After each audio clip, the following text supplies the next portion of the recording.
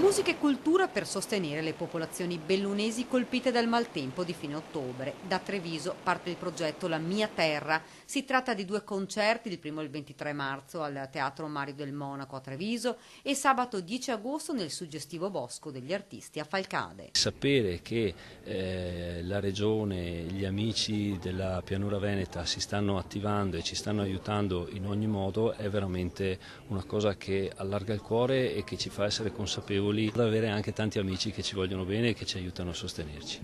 Raccontare attraverso la musica la tragedia che ha colpito le montagne venete. Il progetto, ideato dal maestro Diego Basso, porterà sul palcoscenico 54 elementi dell'Orchestra Ritmico-Sinfonica Italiana e 50 giovani coristi dell'Accademia di Castelfranco. Partiremo dalla musica lirica sinfonica per poi passare alle colonne sonore dal maestro Morricone al maestro Piovani a Francesco Sartori, per arrivare alla fine al pop rock che io poi ho trascritto in forma sinfonica, perché noi andremo lì qui in teatro ma poi in montagna con l'assoluto rispetto del volume del suono. Cercheremo di essere così in armonia assoluta con la natura e col posto dove andremo a suonare. Intanto nelle montagne bellunesi si lavora giorno dopo giorno. Per quest'inverno le promesse sono state mantenute e i turisti hanno potuto godere le vacanze con piste da sci aperte ed ora la neve che ha reso il paesaggio meraviglioso. Noi dobbiamo riuscire a ridare entro l'estate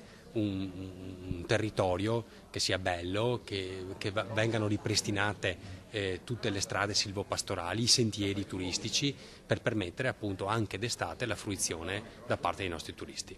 Mi fa veramente piacere che parta dalla nostra città, dice il sindaco Mario Conte, un progetto che porterà la cultura sia a Treviso che nel cuore del disastro. Noi non ci dimentichiamo quello che è successo e vogliamo aiutare a far ripartire le popolazioni bellunesi. Gli appuntamenti dunque il 23 marzo al teatro alle 21 e a Falcade il 10 agosto alle 11:30.